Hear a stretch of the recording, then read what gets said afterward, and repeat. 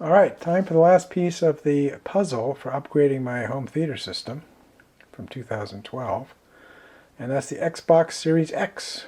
So I got lucky on the internet lottery last night and won a Xbox on release day from Target.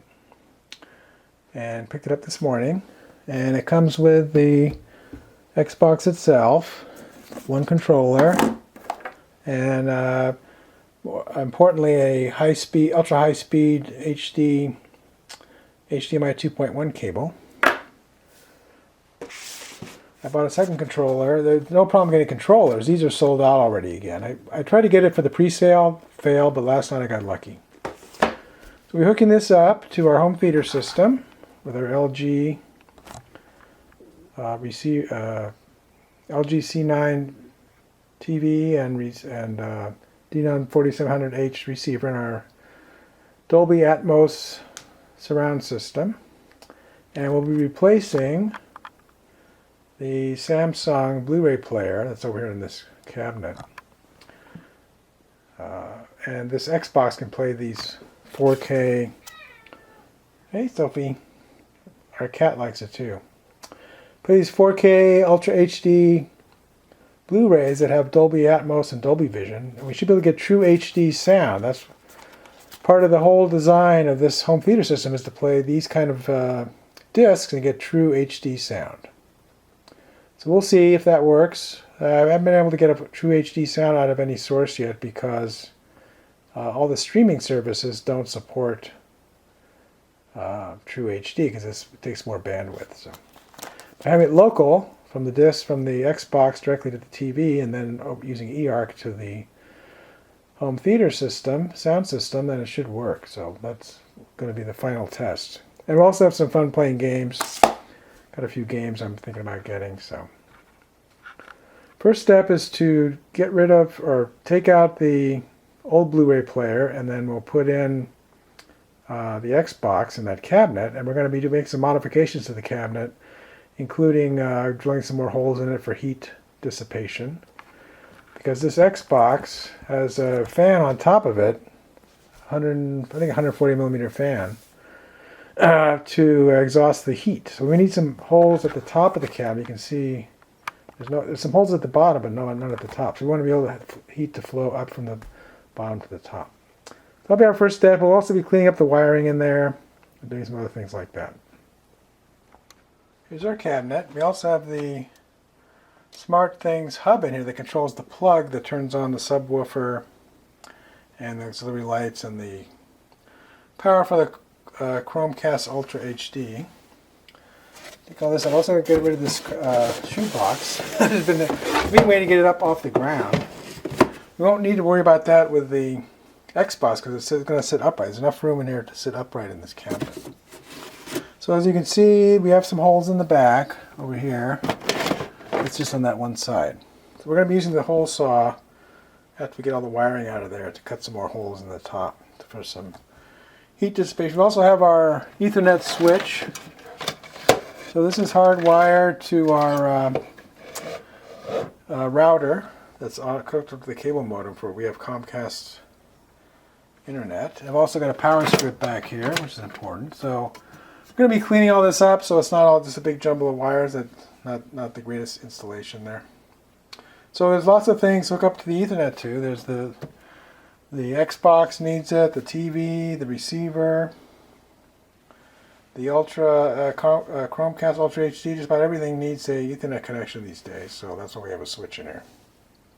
And I got a 1 gigabit switch to make sure I'm not limiting myself. I almost always want to hardwire things. I think it eliminates any Wi-Fi issues and other problems, so I try to hardwire everything. So this switch is, I ran a cable underneath the house over to where the cable modem is in the office. Okay, I took out the Blu-ray player and I pulled all the cables out. So we're going to cover it up with a towel. I don't want to disconnect everything, it's going to be too much work, so I'll just cover it up, protect it from sawdust. Like that. And then we're going to use our hole saw. So this is the hole saw. It's got a drill bit in the middle and a hole saw around the outside. So this is 1 1/8 inch. This is the biggest one that'll work on this one. I have bigger ones, but for what we're purposes, we only need a couple more holes on the bottom and then 3 holes on the top. And that should provide good ventilation for heat dissipation. So that's our goal. So I'll go ahead and do that, and then we'll clean it up and get ready to put the Xbox in there. Before we start, always put on your safety glasses.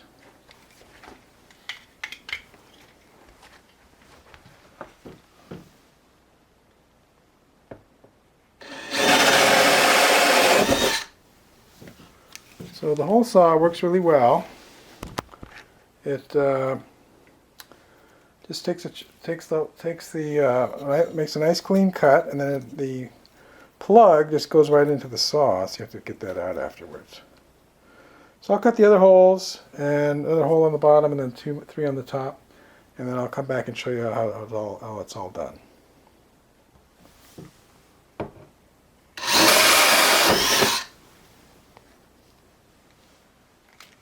Alright, that's it. I decided to put 5 on the top. These are kind of small.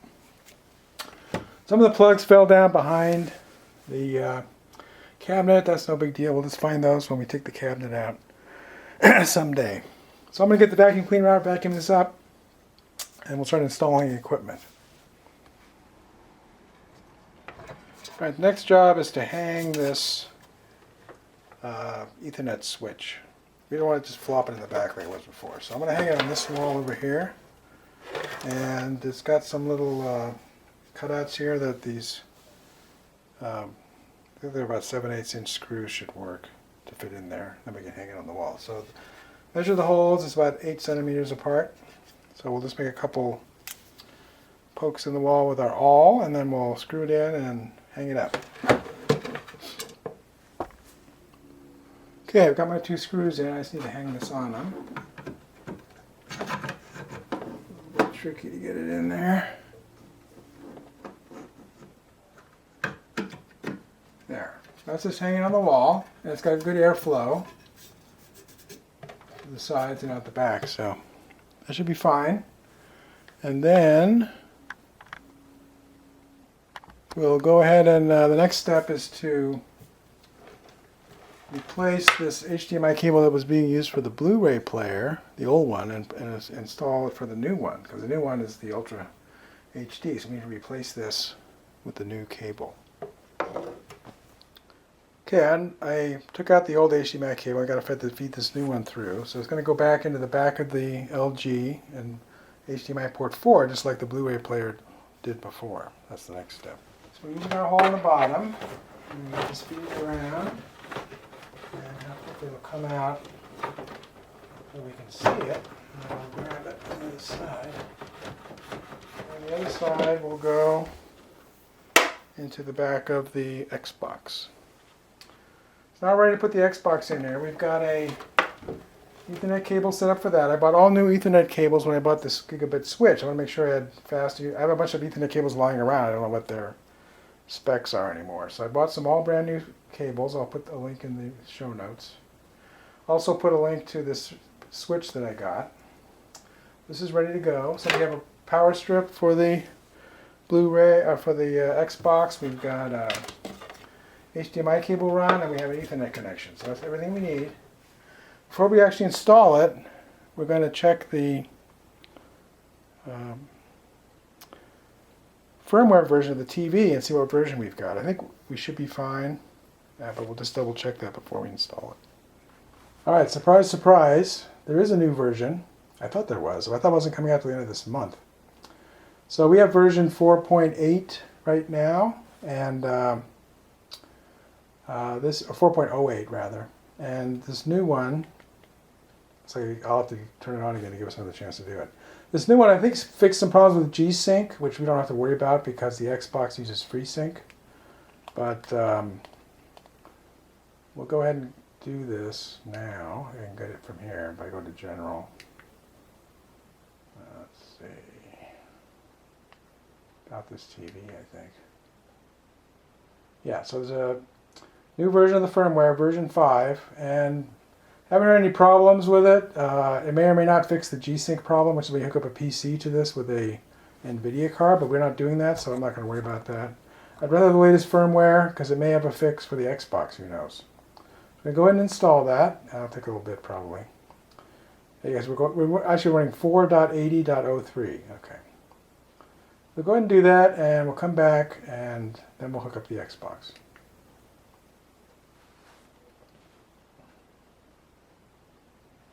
Okay, almost done, 99%.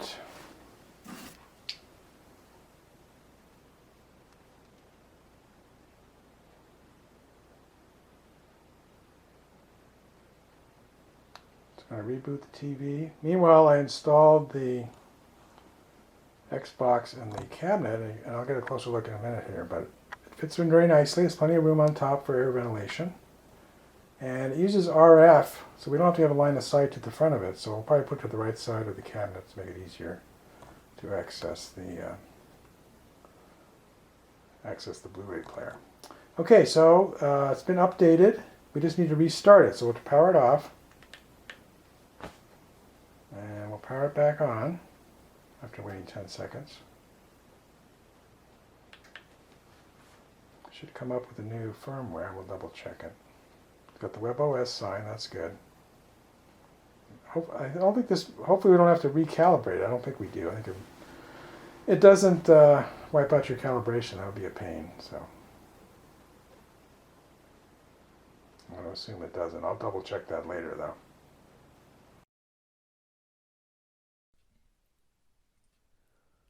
If you like this video, please give it a thumbs up. Post a comment if you have any questions or ideas, and I'll try to respond. That's all for now, but more videos are coming, and if you want to see them, please subscribe to my channel and turn on the notification icon if you don't want to miss one. This is Beta Signy signing out, and keep looking up.